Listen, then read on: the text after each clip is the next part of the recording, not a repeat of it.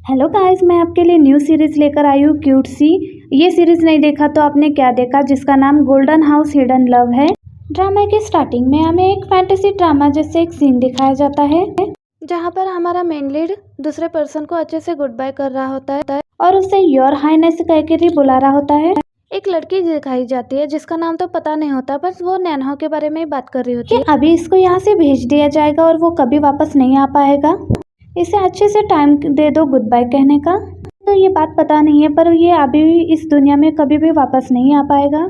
ना हाउ को पता तो होता है वो कहीं पर जा रहा है, पर ये नहीं पता होता है कि वो बहुत लंबे समय के लिए कहीं पर जा रहा होता है और जिस पर्सन को वो बाय कह रहा होता है वो उसका मास्टर भी होता है। और इसीलिए उसका मास्टर भी कहता है कि तुम जल्दी से वापस आओगे और हम दोबारा मिलेंगे, और कहता है कि जब इस प्लान पर चेहरे वापस आएंगे ये समझ जाना कि हम दोनों मिलने वाले हैं। और यही ये सीन कट हो जाता है और आपके टाइम का सीन दिखाया जाता है। पुराने जमाने का टाइम खत्म हो जाता है और हमारी फीमेल लीड जिनशी दिखाई जाती है, जो एक न्यू घर में शिफ्ट हुई थी, जो घर में आने के बाद एक प्लांट को देख रही होती है जो काफी ज्यादा पुराना होता है। सोच रही होती है इसको भी यहाँ से हटाना होगा। हाथ लगाने से ही उस प्लांट में एक नई सी एनर्जी आ जाती है और ये बात जिनशी को नहीं पता होती है और ये तो बस प्लांट के बारे में सोच रही होती है। और तभी उसकी नेबर वहाँ पर आ जाती है और वहाँ पर वो अपना इंट्रोडक्शन वगैरह दे रही होती है कि मेरा नेम मिसेस जिन है, तो मेरे घर चाय पीने के लिए कभी भी आ सकते हो, आखिर हम नेबर बन चुके हैं अब। और बातों बातों में ये भी पूछ लेती है कि क्या तुम यहाँ पर अकेली रहोगी, क्या तुम्हारा बॉयफ्रेंड भी रहेगा तुम्हारे साथ। वो कहती है कि नहीं, मैं यहाँ पर अकेली रहूंगी। ये कहते हुए बेचारी थोड़ी एम्बेरसिंग भी फील कर रही होती है और ये भी बताती है कि मैं इस घर में अकेली रहूंगी। ये सुनकर वो हो जाती है कि इतने बड़े घर में तुम अकेली रहोगी। और जिनशी कहती है कि मैं कोई ना कोई रूममेट ढूंढ ही लूंगी। अब उसे ये सुनने के बाद मिसेस जैन उसको उल्टी सुल्टी बातें घुमा घुमा कर बताने लगती है कि इस घर में भूत है। यहाँ पर सीधे सीधे नहीं बोलती है कि यहाँ पर भूतों का साया है। जब जिनसी को ये बात सीधे सीधे समझ में नहीं आती तो क्या मतलब, इसका क्या मतलब है पूछती है, आप अच्छे से बताओ ना। तो वो इसे बता देती है कि ये घर भूतिया घर है। ये सुनते ही साथ में वो ऐसे हो जाती है कि क्या सच में ऐसा हो सकता है, और अपने आप को दिलासा देते हुए वो बोलती है कि और वो कहती है कि नहीं नहीं, ऐसा कुछ भी नहीं होता है, गोस्ट नाम की कोई चीज ही नहीं होती, और घर हंटेड कैसे हो सकता है। और वो कहती है कि अच्छे से देख लेना एक बार घर में रहने से पहले, और वैसे भी तुम्हें ये घर सस्ते में मिला होगा ना, वो बात उसने बताई नहीं होगी, यहाँ इतने सालों से कोई भी नहीं रहा। तो वो बोलती है कि हाँ हाँ, उसने मुझे सब बताया है। तो वो कहते हैं कि ये इतना पुराना घर है, मुझे इसको रेनोवेट करना पड़ेगा ना। तो वो कहते हैं कि इसको रेनोवेट करने की क्या जरूरत है, वो खुद ब खुद रेनोवेट हो जाएगा। जिनशी कहती है कि क्या मतलब खुद ब खुद रेनोवेट हो जाएगा, और वो उसका घर देखने के लिए चली गई थी।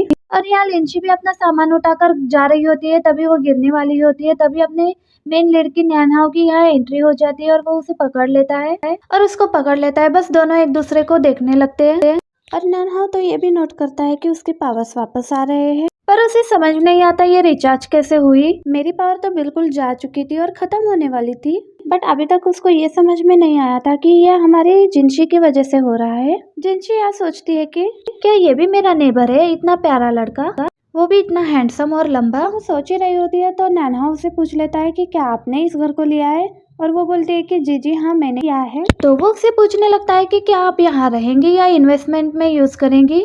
अब वो बातें किए ही जा रहा होता है, जिनसे उसे देख रही होती है और बता ही रही होती है कि इतना स्ट्रेट फॉरवर्ड लड़का है।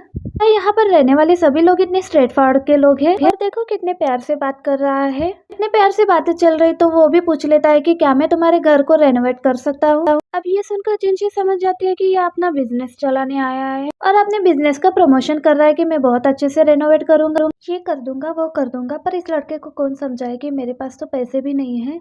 इतने में पीछे से मिसेस जेन आ जाती है और आकर कहने लगती है कि कितना टाइम हो गया नैनहाओ, मैं तुमसे मिली ही नहीं। और वो आगे से हेलो हाय कहता है। मिसेस जेन बताती है कि नैनहाओ ने मेरे घर को रेनोवेट किया था और वो भी बिल्कुल फ्री में, एक भी पैसा मुझसे इसने नहीं लिया। नैनहाओ अपनी तारीफें तो सुन लेता है और वो जिनसी से कहता है कि क्या हम एक रूम में जा सकते हैं, और वो तो कुछ और ही समझ लेती है। नैनहाओ उसके गलतफहमी को दूर करते हुए कहता है कि मेरा मतलब, क्या हम घर में जाके अंदर बात कर सकते हैं। मिसेस जेन नैनहाओ के फ्लर्टिंग स्टाइल को देखकर ही कहने लगती है कि आजकल के लड़के को क्या हो गया है, चलो मैं तो चलती हूँ, मुझे काम है, ये कह के वो चली जाती है। और जिनशी भी यहाँ उसके साथ अंदर आती है और अंदर आने के बाद नैनहाओ उससे पूछता है कि क्या आप इस घर में अकेली रहेंगी और कितने लोगों को साथ में रखने का इरादा है। तो वो बताती है कि अभी के लिए तो मैं अकेले रहूंगी। सुनकर वो हो जाता है कि इतने बड़े घर में आप अकेले रहोगी, वो बोलती है कि नहीं नहीं नहीं, ये घर मुझे सस्ते में मिल गया था इसलिए मैंने इस घर को ले लिया, कोई ना कोई रूममेट देख लूंगी। और ऐसी बात नहीं है कि मैं सारा टाइम इस घर में अकेली रहूंगी, कोई ना कोई रूममेट देख लूंगी। और उसके इतने प्यार से बात करने की वजह से जिनशी सोचने लगती है कि इसने बहुत से क्वेश्चन ड्रामास देख लिए हैं जो उन्हीं की तरह बात कर रहा है, मतलब कि फैंटेसी वाले ड्रामास। वो उसे पूछता है कि आप क्या करती हो। वो बोलती है कि मैं एक डिजाइनर हूँ, वेडिंग ड्रेस को डिजाइन करती हूँ। तो आप काफी फेमस होंगे, नानहा खुद भी काफी फेमस था यहाँ पर जिनशी उसे बताती है कि मैं फेमस नहीं हूँ, मैं तो बस अपने टीचर की असिस्टेंट हूँ, फेमस तो वो है।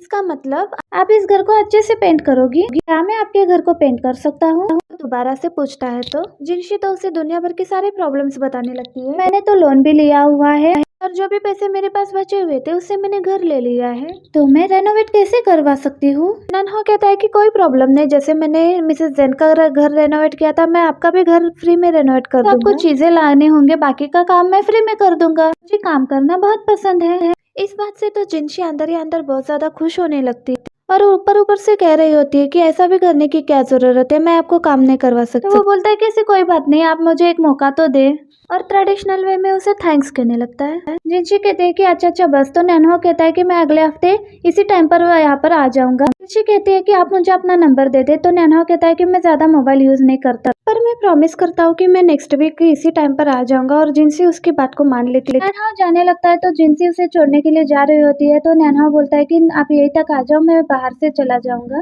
और उसे बाय कर वो वहाँ से चला जाता है। और जिनसे भी उसके जाने के बाद अपनी ग्रैंड माँ से बातें करती है, अपने सारे बॉक्सेस अनबॉक्सिंग करने लगती है, जो भी वो सामान वगैरह ले आई थी। अगर तुम्हारा बॉयफ्रेंड होता तो वो तुम्हारे साथ तुम्हारी हेल्प करने के लिए आ जाता और तुम्हें अकेले इतना सारा काम नहीं करना पड़ता। तुम्हें 5 दिन का ऑफ मिला था जो तुमने शिफ्टिंग में लगा दिया, अब तुम क्या करोगी। और तुम्हें फिर से जॉब पर जाना पड़ेगा और तुम्हें कोई वेकेशन की छुट्टी भी नहीं मिलेगी। जिनशी कहने लगती है कि ग्रैंडमा क्या हो गया है, बॉयफ्रेंड होना जरूरी नहीं है, मैं अपने काम खुद ही कर सकती हूँ। ये बात कहकर सीजर ढूंढ रही होती है। पहले तो सीजर नजर नहीं आता है, बल्कि नानहा अपनी मैजिक से उसकी हेल्प कर देता है और सीजर उसके सामने कर देता है।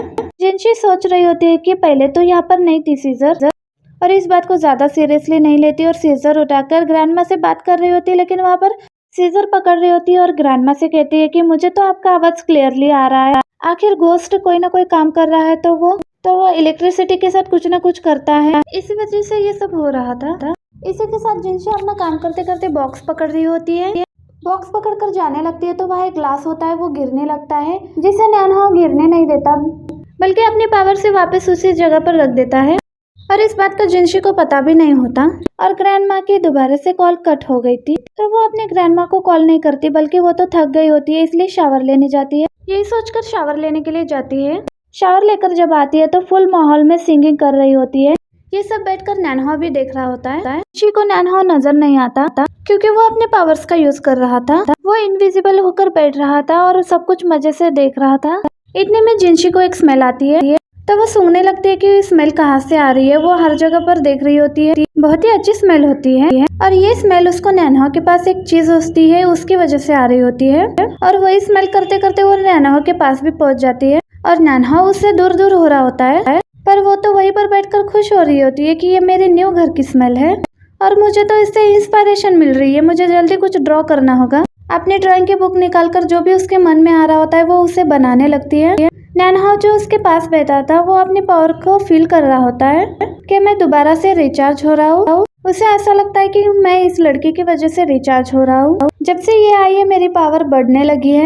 ये सब बातें सोच रहा होता है और जिनशी भी वही चीज बना रही होती है जो उसके माइंड में आ रही थी, और वो एक इयररिंग्स का पेयर होता है।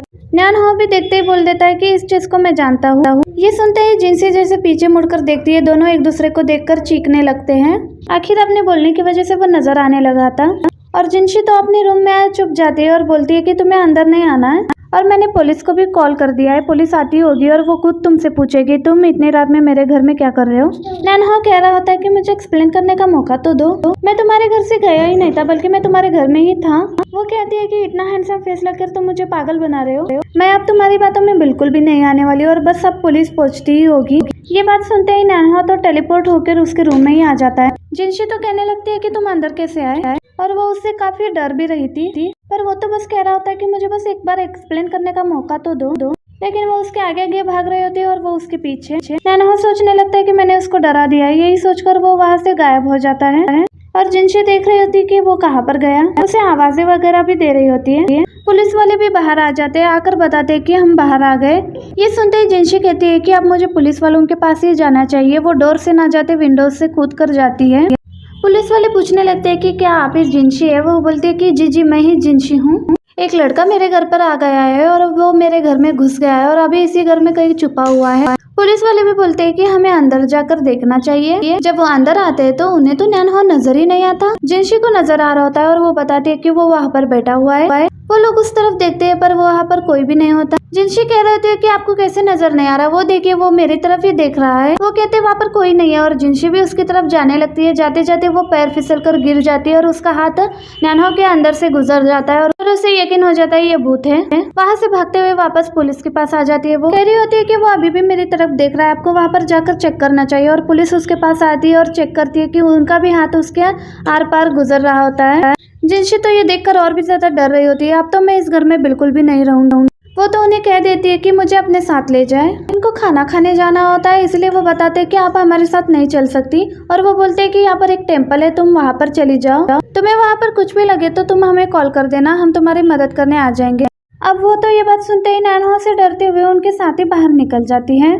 पर वो तो बताते हैं कि हमें तो इस तरफ जाना है और तुम्हारा रास्ता इस तरफ है, इसलिए हमें खुद ही जाना होगा और तुम अपने रास्ते खुद ही जाओ। और वो वहाँ से चले जाते हैं। जिनशी को बहुत ही ज्यादा डर लग रहा होता है और वो गली भी बहुत ही ज्यादा डार्क थी। वहाँ पर कोई भी लाइट नहीं चल रही थी और जो लाइट चल रही थी वो ऑन ऑफ हो रही थी। और वो और भी ज्यादा डर रही होती है और कह रही होती है कि भूत जैसा कुछ भी नहीं होता, मुझे इस चीज से गुजर कर जाना होगा और मैं बिल्कुल भी सेफ हूँ और मैं घर के अंदर भी तो नहीं जा सकती। यही सोचकर भागकर जाने लगती है और भागकर एक जगह रुककर सांस लेती है तो देखती है तो उसके सामने नैनहा आ जाता है। ये देखकर वो और भी ज्यादा डर जाती है और उसी जगह पर चक्कर लगाने लग जाती है। जब भी रुकती है तो नैनहा उसके सामने आ जाता है। वो तो बस पागलों की तरह भागे जा रही थी और लास्ट में उसकी हिम्मत जवाब दे गई थी। और नैनहा भी उसे कहता है कि तुम मुझसे दूर मत भागो, हम अच्छे से बैठकर बातें करते हैं। तो जिनशी उसके तरफ देखकर कहने लगती है कि नाना मुझे तुमसे बात नहीं करनी। जिनशी भी बहुत ही ज्यादा नैनहा से डर रही होती है और नैनहा भी उसके सामने बैठकर उसके लिए टी वगैरह बना रहा होता है। और नैनहा उसे कहने लगता है कि आप मुझे घर को रेनोवेट करने का एक चांस दे और धीरे धीरे मैं आपको अपना सारा सच आपको बता दूंगा। ये सुनकर जिनशी कहने लगती है तुम मर गए और भूत बन गए ना? वो कहता है कि तुमने मुझे गलत समझा, मैं कोई भूत नहीं हूँ। जिनशी को तो इस बात का जरा भी यकीन नहीं होता और उसके सामने प्लस का साइन कर देती है क्योंकि भूत लोग इस चीज से डरते होते हैं। पर वो तो ऐसी कोई चीज से डर ही नहीं रहा होता। तो वो हाथ जोड़कर उससे पूछने लगती है कि तुम किस तरह के मॉन्स्टर हो? वो कहता है कि मुझे नहीं पता मैं क्या हूँ, मैं काफी सालों से यहाँ हूँ, मैं यहाँ कितने सालों से हूँ ये भी नहीं जानता, पर ये जानता हूँ कि मैं यहाँ पर किसी का वेट कर रहा हूँ। ये सुनकर जिनशी कहने लगती है कि तुम यहाँ किसी का वेट कर रहे हो ना? तो मैं यहाँ रहकर किसी का वेट कर लूंगी जिसका तुम वेट कर रहे हो। जो भी मुझे तुम्हारे बारे में पूछेगा उसको मैं तुम्हारे बारे में बताऊंगी, इसलिए तुम अपना एड्रेस वगैरह दे दो। पर वो कहता है कि मैं तुम्हारे घर से नहीं जा सकता, मुझे खुद ही वेट करना होगा। ये सुनने के साथ जिनशी रोने लगती है कि मैं कितनी अनलकी हूँ, अब मेरा क्या होगा। उसे रोता देखकर नैनहा कहने लगता है कि आप तो काफी ज्यादा थक गई हो, मुझे लगता है आपको जाकर सोना चाहिए। ये सुनकर जिनशी कहती है कि मुझे नींद कैसे आ सकती है? और वो कहता है कि अगर आपको नींद नहीं आ रही है तो इसका भी मेरे पास आइडिया है। और ये सुनकर जिनशी कहती है कि ना बाबा ना, मैं तो सोने के लिए जा रही हूँ। और अपने रूम में आने पर भी वो ये देखती है कि वो उसके पीछे तो नहीं आया हुआ है। और अभी भी जिनशी काफी डरी हुई थी, इसलिए वो चुपके से विंडो से नीचे कूदकर वापस बाहर जाती है। और बाहर आते से वो देखती है कि उसे कोई टूटता हुआ तारा नजर आता है। और नैनहा भी अंदर से बाहर आ जाता है और उसे गिरता हुआ देख रहा होता है और वो जिनशी के पास ही आ रहा होता है, तो वो अपने पावर से उसे बचा रहा होता है। और जिनशी भी देख रही होती है कि उसे अपने आंखों पर यकीन ही नहीं हो रहा होता है। और यहाँ नैनहा के पावर्स कम हो रहे थे, उसे समझ में नहीं आता वो क्या करे। और वो जिनशी की तरफ देखता है तो वो दोबारा से रिचार्ज होने लगता है और उसकी पावर्स वापस आने लगी थी। ये देखकर उसे समझ आता है कि जिस लड़की का मैं वेट कर रहा हूँ वो कोई और नहीं, यही लड़की है और इसकी वजह से ही मेरे पावर्स वापस आ रहे हैं। तो वो अपने सारे पावर्स का यूज कर उसे तोड़ देता है, जिसकी वजह से वो अनकॉन्शियस होकर नीचे गिरने लगता है। और जैसे उसके छोटे छोटे पीसेस जिनसी पर गिरने वाली होती है वो अपने आप को बचाती है। सब कुछ खत्म होने के बाद वो भागकर नैनहा के पास आकर देखती है कि इसे कुछ हुआ तो नहीं। अब उसके पास आकर देखती है कि अब इसके लिए मुझे क्या करना होगा।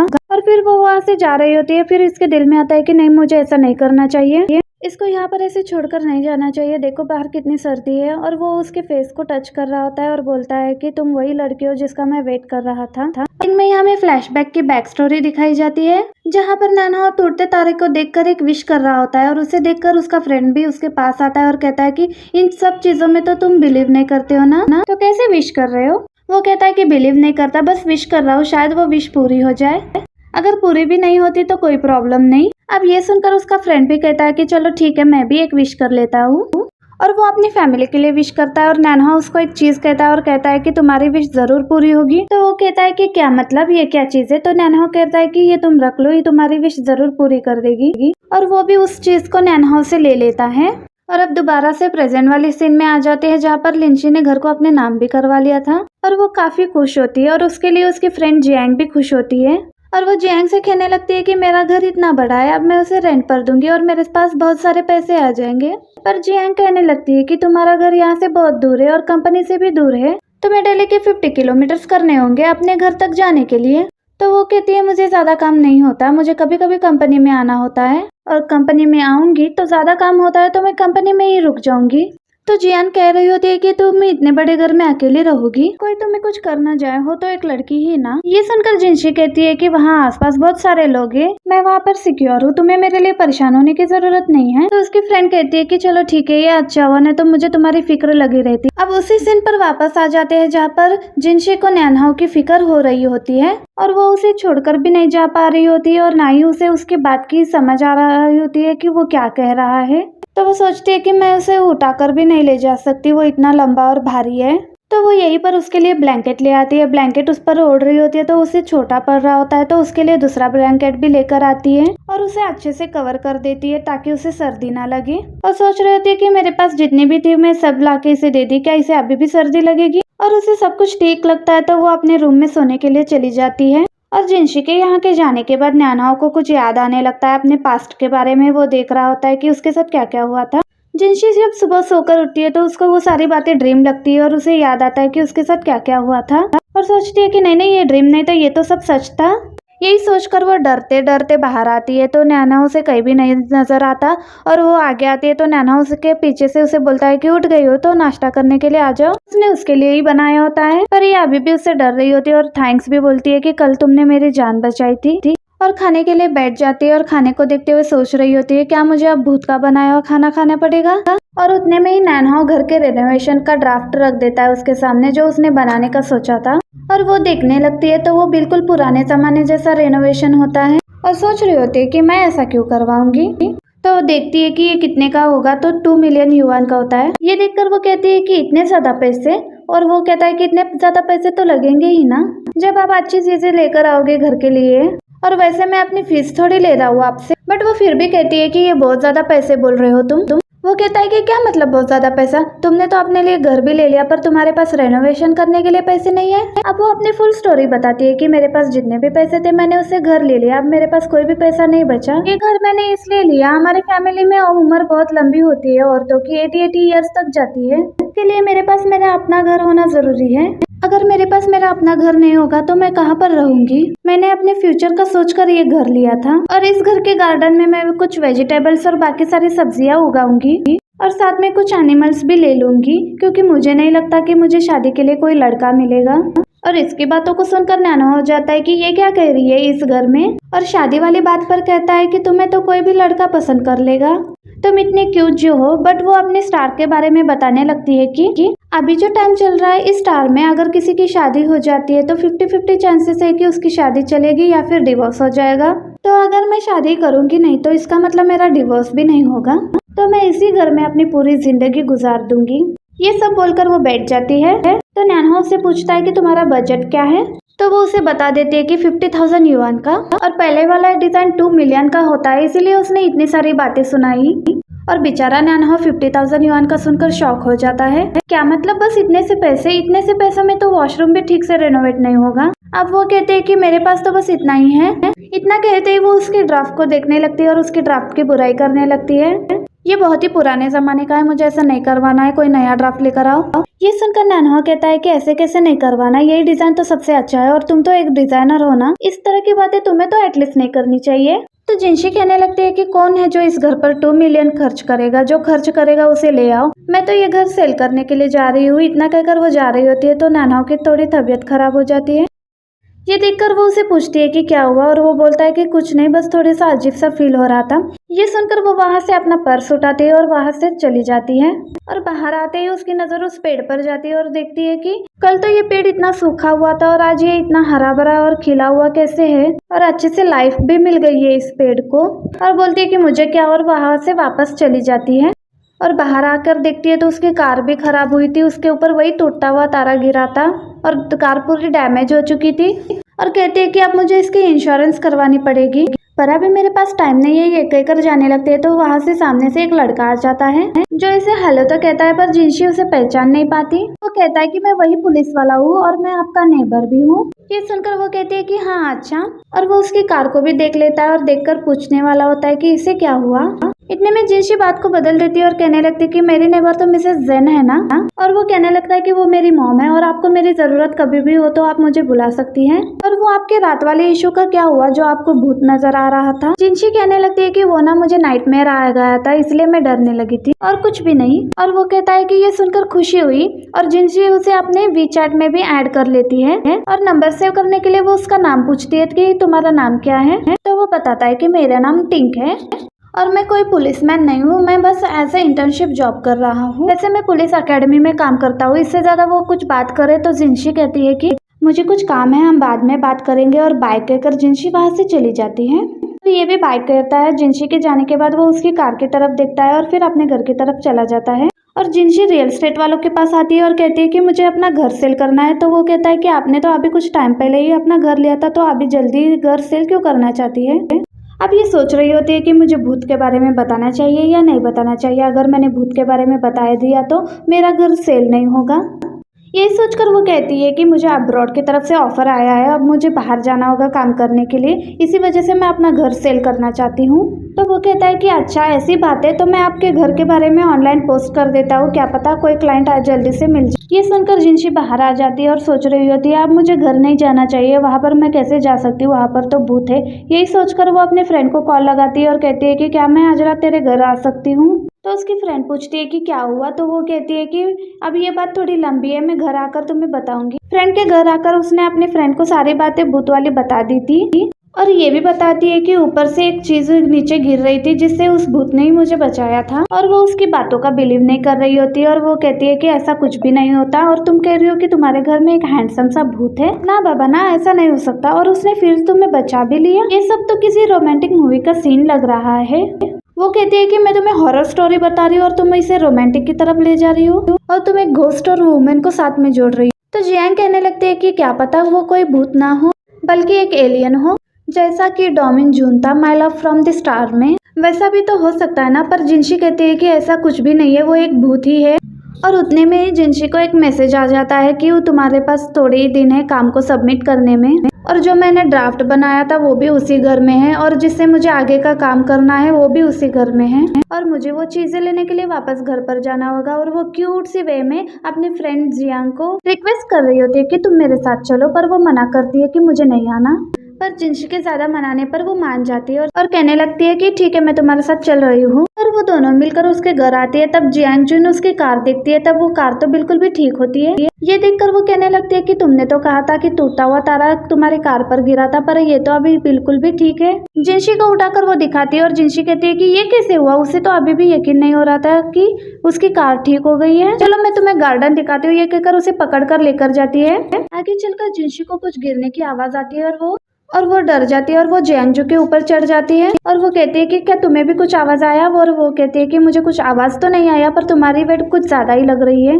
ये सुनकर जिनशी उतर जाती है और उसको साथ लेके जाकर कहती है कि डोर तुम ओपन करोगे, और वो कहती है कि तुम्हारे डोर का पासवर्ड तुम्हें पता है, मुझे नहीं। जैसे ही पासवर्ड लगाती है वो अंदर जाती है। अंदर जाने के बाद जियांग कहने लगती है कि तुमने कहा था यहाँ का भी एरिया खराब है, वो कहाँ पर है। ये बात सुनकर जिनशी कहती है कि यहाँ पर खराब था, इतना बड़ा इंसान यहाँ पर पड़ा था और सारी जगह खराब हो गई थी और खुद ब खुद ठीक कैसे हो गई। जियांग को तो अब उस पर भरोसा नहीं हो रहा था। उसने मुझसे 2 बार झूठ बोला और वो कहती है कि ऐसा कुछ भी नहीं है और डर भी रही होती है। तो जियांग उसे प्यार करते हुए कहती है कि चलो रूम में चलते हैं, जिस काम के लिए हम यहाँ पर आए थे वो काम कर लेते हैं, चलो अंदर चलते हैं।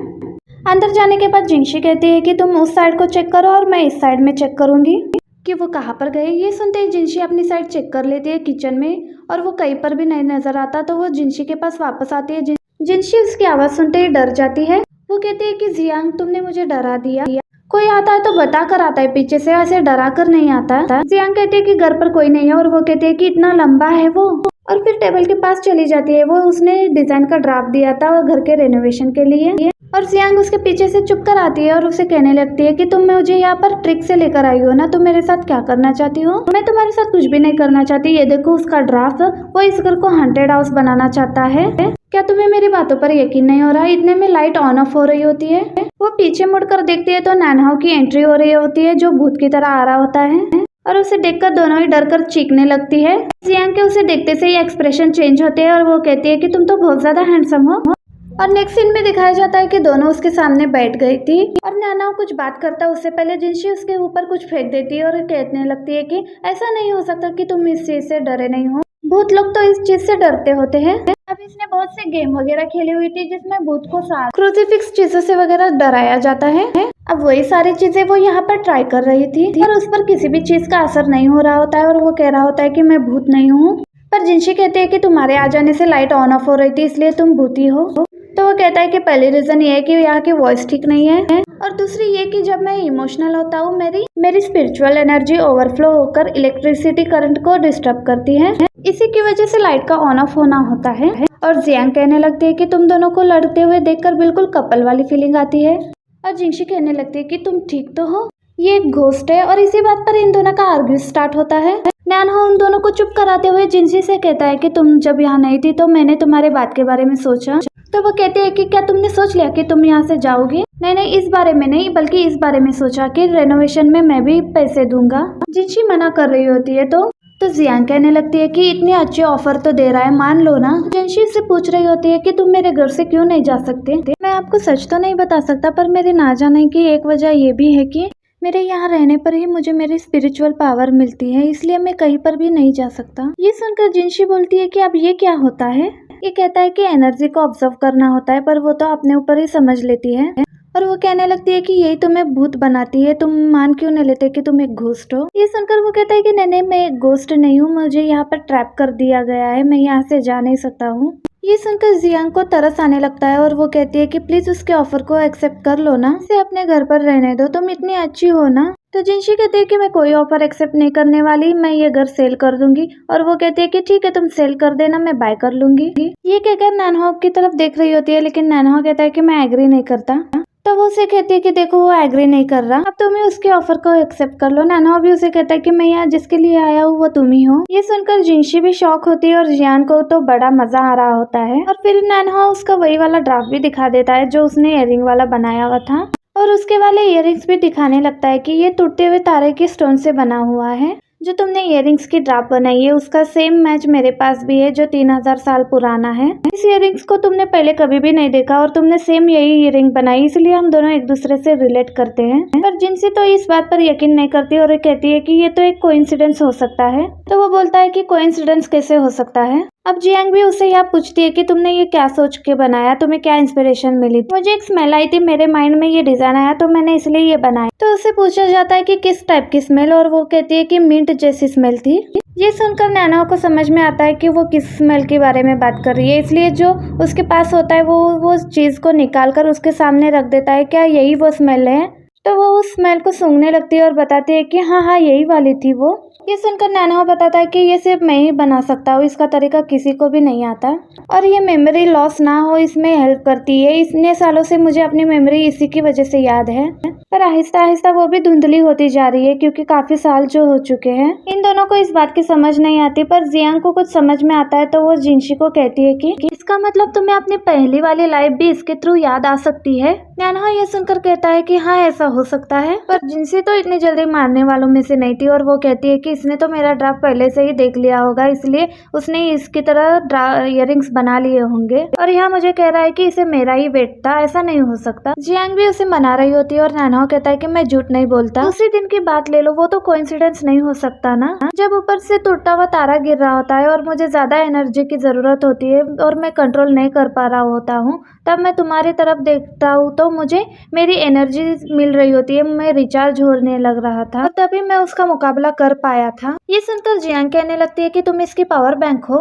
ये सुनकर जिनशी कहने लगती है कि ये तुम्हें क्या हो गया है, वो मेरी एनर्जी ऑब्जर्व कर रहा है और उसके बाद मैं मर जाऊंगी, जैसा मूवीज में दिखाया जाता है। ये सुनकर नानहो कहता है कि मैं आपको हर्ट नहीं करूंगा, मुझे तो आपका ही इंतजार था, बल्कि मैं तो आपको प्रोटेक्ट करूंगा। जिनशी उसकी बातें सुनकर कहने लगती है कि अब मैं थक गई हूँ, अब मैं सोने जा रही हूँ। ये कहकर वो अपने साथ जियांग को भी लेकर जा रही होती है और जियांग उसे पूछती है कि तुम कहाँ पर सोने वाले हो। मुझे रात को बहुत डर लगता है, मैं तुम्हारे साथ सोना चाहती हूँ सेम रूम में। ये सुनते ही जिनशी उसे अपने साथ ले जाती है और नानहो तो उसे कुछ भी नहीं बोलता। और उन दोनों के वहाँ से जाने के बाद यही से बैक सीन दिखाया जाता है। इन दोनों के यहाँ पे आने से पहले नानहो पूरे घर की साफ सफाई कर रहा होता है, हर एक लाइट को भी ठीक करता है और साथ में उसने यहाँ पर कार को भी ठीक कर दिया था। और उसी के साथ साथ जो घर के बाहर जो लाइट थी वो ऑन ऑफ हो रही थी, उसी को भी वो ठीक कर देता है। और यहाँ पर वो सोचता है कि जिनशी की वजह से ही इस पेड़ में फिर से जान आ गई है।